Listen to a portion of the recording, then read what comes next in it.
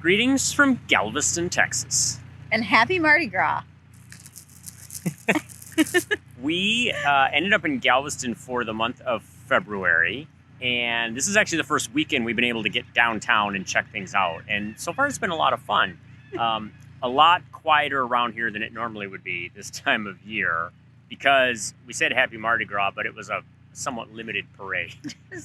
Yeah, so normally in Galveston, they bring in about 350,000 people for a huge parade, 2-week celebration, concerts, all the things. And I honestly had no idea that Mardi Gras was that big in Galveston, but apparently it's huge. But due to COVID, they canceled their celebrations. But the locals still wanted to celebrate, so they kind of put together an unauthorized golf cart parade this morning. And we just happened to be in town at the right time. We saw a couple of them gathering and asked what was going on. And it just so happened that we ended up in the right spot at the right time. So we were having lunch in an outdoor taco cafe when they went by. So we got our beads and got to, see the golf cart parade. So got a little bit of Mardi Gras in. Yeah, it was Brew Nachos, I think, right? Brew Nachos, yeah. There's Taco Cantina. They have plenty of beer and margaritas on tap, in addition to really good tacos. So Yeah. I'd recommend that place. If people are...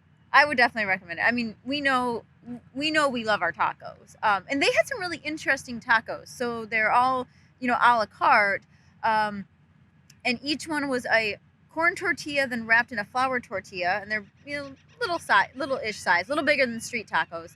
But I don't know, we had like a fried chicken Asian one and a shrimp mango. And what did you have? I had a beef fajita one and a pulled pork. So Yeah. It was a lot of variety and it was really good. And it's located right downtown in the Strand Historic District, which is a really cool stop if you want to make that. Just wander the streets.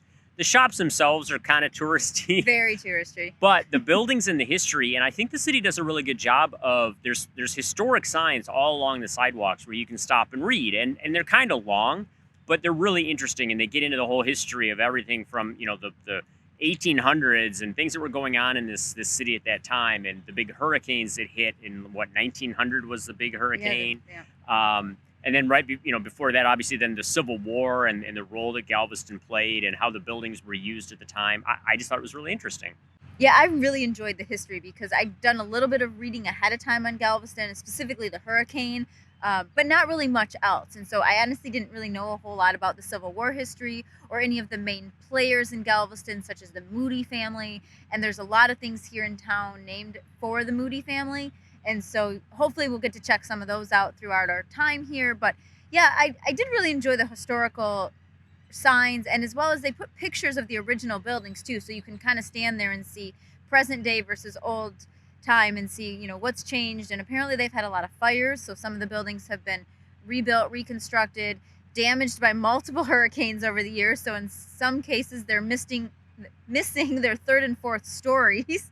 But I will have to give it to this Galveston and the Historical Society and all the different conservation groups who have managed to kind of keep the history alive here. They have done a good job of preserving some of these buildings. And it's just kind of crazy to think about, one of the larger buildings in town and the roof of the building and how the Union soldiers used it as their lookout for a long time. And then the Confederates took it back and they used it for a while. It's crazy to think about that history and that building is still standing and what that building has seen. So Galveston is definitely a place to check out and just spend some time wandering around downtown. We just got done visiting the Ocean Star Offshore Energy Center, and it was actually really cool. And it's conveniently located right off of downtown at the water. I mean, so like we went in and we visited the Strand, the historic district. We had lunch, that kind of thing. But we were actually parked over here by this offshore energy center. So it's a nice walk. It wasn't very long at all. Yeah, we're only a couple blocks off the Strand, so it was actually easy to park here. It was $10 for the day, and then we walked over to the Strand, did our visiting, and came back here and did the energy center. And it was cloudy and kind of chilly and windy when we went in, and now the sun is out and it's gorgeous out here. So it was a good thing that we were just getting done because now we're enjoying the outside. But yeah, we suppose we should talk about the inside. We should, yeah. So what this is, it's a retired oil rig. It's a type of oil drilling rig. And one of the things we learned, of the many things we learned in there, was that there's many different types of oil rigs. This is the Ocean Star, and now it's docked here, and it's used as a museum. It was very interesting. It gave you a really interesting look at the oil production industry. My brain is full, overflowing. Yeah. One of those where there's just a lot to read, a lot of diagrams, a lot of descriptions, and you can spend a lot of time there. So they're open 10 to 5. Last admission is at 4, but we highly recommend going early so that you can spend as much time actually reading and absorbing everything, because it is a really neat look at the oil industry, and they really get into how everything in our lives is based off petroleum. I mean, everything from the camera, the TV that you're watching this on, to our sunglasses, our clothes, like literally everything, and how important the industry is. And so this is a good look at how they do all their environmentally friendly practices, safety practices, how the industry has changed over the years, and just gives you a really good look at the, I would say behind the scenes, but it's really the underwater view of these, the oil industry. And you're on this rig and it feels really big, and then you realize this is really kind of an old small one. I mean, there's some superstructures out there now that are crazy, that are producing millions of gallons of barrels of oil. It's just crazy when you think about how much oil they're producing, or that they're drilling. Because oil production is so important to this area of Galveston and Texas and the Gulf of Mexico, I think it's an important look at what that industry means for this area. And it's $10 a person. Yeah. But there are military discounts, there's senior citizen discounts, there's a family discount, so you can buy like a family package. You don't have to spend so much to get your kids in there. But I thought it was a really interesting look at the industry and everything that goes with it. The Energy Center is located conveniently here on the wharf. We're going to call it the wharf because I don't know what its actual name is. From here, you can see a lot of different freighters and tugboats, and a couple oil rigs that are here in dry dock that are waiting for somebody to lease them. We've seen dolphins, pelicans, all sorts of different wildlife that's here. So there are different times a year where you can take boat cruises, sunset cruises out to see the dolphins and everything. But we just got a free show, so that's a bonus. Yeah, there's barges that are here. There are fishing boats on one side. You can buy a bunch of fresh seafood down here on the wharf. So it's a really neat area. And the pelicans know where that fresh seafood was. They knew when they were coming off the dock. They just swarmed it. Yeah, there were a lot of pelicans. It was like being at the zoo at one point. We're like, look at all the different birds that are here. So that was kind of cool. Yeah, if you see a freighter getting brought in by the tugs, the dolphins seem to follow the freighter in. And then it's funny because they turn around and they followed some kayakers going out. So they're kind of like, anybody giving us anything? Come on, share a little. But yeah, this was a good experience. So I think that, there's a lot of different things to see and do in Galveston. And because the oil industry is such a big part of Texas's culture, I think this is a must stop because it's unique to this particular area. Well, in Galveston, they have the big seawall and the beaches, and we'll get to those while we're here too. And people come for that. But don't forget to come over to this other side. Come to where this wharf is and the piers and all the shipping. And some people might think it's kind of industrial, but it's really neat in its own way. And it's really important to the economy, both here in Galveston and Texas and the country. So something to learn more about. In non-COVID times, this is actually a big cruise port stop as well. And so there is cruise ship parking everywhere and signs for docking on the cruises. And normally that's a big thing here, is to see the big ships come into port and how cool they are. And we have seen those other places we have traveled. But unfortunately, right now, there are no cruises sailing. So we're not getting to see those, but we are enjoying a really nice show of the different freighters coming in and out here. So we're clearly not in Galveston, Texas anymore, Toto. No, and I'm really kind of sad about that, actually.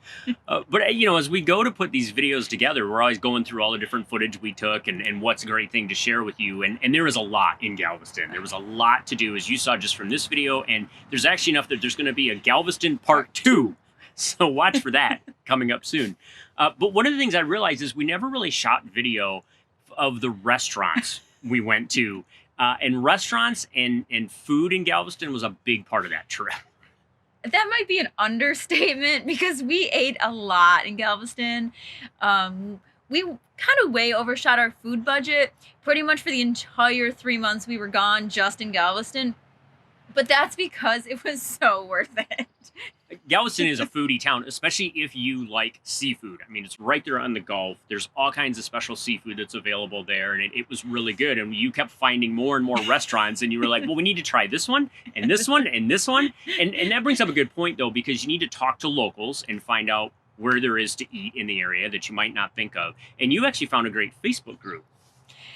Yes, and I'm going to start with, before we went, I reached out to some friends and some other people I knew that had been there and some different Facebook groups that we were already in, and got a handful of suggestions for at least the first couple of days or to get us started.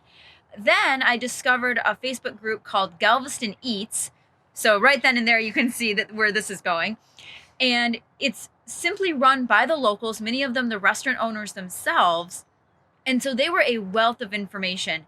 And to begin with, I simply posted in the group, hey, we're going to be down here for a few weeks. What should we check out? You know, specifically, I mentioned a couple things that I was looking for. And within like 10 minutes, I had 70 responses from people with suggestions. And none of them steered us wrong. They were super descriptive, really good information. And I think by the time we left the island, we'd probably visited most of the places they told us. And there are a few that stand out. There was one, Miller's on the seawall. We actually went to twice because we went there for breakfast, which was really good. Oh, that was amazing. Breakfast was amazing. And included seafood for breakfast. So when you're in Galveston, it's seafood all the time. And then we actually went back for dinner. The Gumbo Diner, and the Gumbo Diner is really good, and that's one of those places where you have to talk to the locals, because I think as more of a tourist or a visitor to an area, you drive by some of these places and you're like, I don't know if it's really someplace I want to go. It's just a little it's not really a hole in the wall, but it's a little diner. Yeah, it's a little standalone restaurant right on like the main Seawall Boulevard area. And I think we even had driven by it once or twice before we even really noticed it. But because the Facebook group had told me it was really good, I'm like, well, sure, let's check it out. And I pretty sure that is the best. I'm not sure it's the best meal I had on the trip, but it's the one that stands out to me the most because it was so unique. They offer a combination of seafood and Creole and some other combinations in between. So like the dish I got was more of a jambalaya with some, I don't even remember. It was like a soup flight with jambalaya and rice and a bacon wrap shrimp. And it was to die for. Well, and it's always hard to remember what you ate at the different restaurants because you tend to go with like the platters. I do. Like, I can't decide. So I'm just going to get a platter that has a little of everything, which is fine. That's a good way to do it. I tend to do like a main course, and you tend to do plate full of everything. Have we learned that I'm very undecisive? And so yes. Platters are my thing just because you do get to try a little bit of everything. And that was probably one that stands out to me. But yeah, then there was Katie's Seafood, which is right on the bay. And they also have not just the restaurant, but they actually have their own market where you can get the fresh fish caught from their boats. And so that's a whole separate thing that you can do there. But they then use that fresh seafood in their restaurant all day long. And so that was a really nice meal that we had as well. Another spot that stands out to me is Shrimp and Stuff, in part because of its name. Also casual, low-key, but really good food.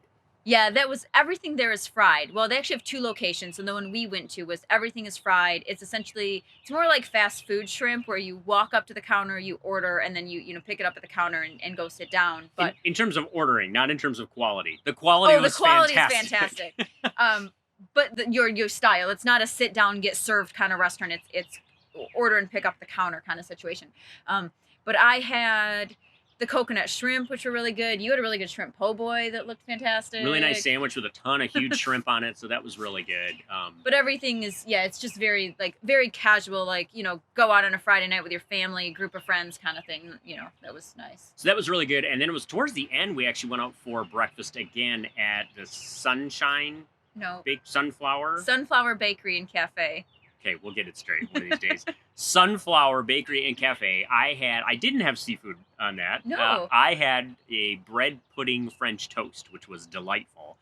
You did have seafood. I did have seafood because I'm pretty sure I had seafood at almost every meal we had. I had a really good crab Benedict and corned beef hash, which was made right there on site and was definitely not corned beef out of a can. And it came with really nice chunks of peppers and jalapeno and onions and all sorts of things mixed in. And it was super good. So yeah, that we probably could have eaten there every meal, but we probably could have eaten every one of these places every meal because there were just so many choices on the menu. And then there was the cake. That was back at Miller's, I think.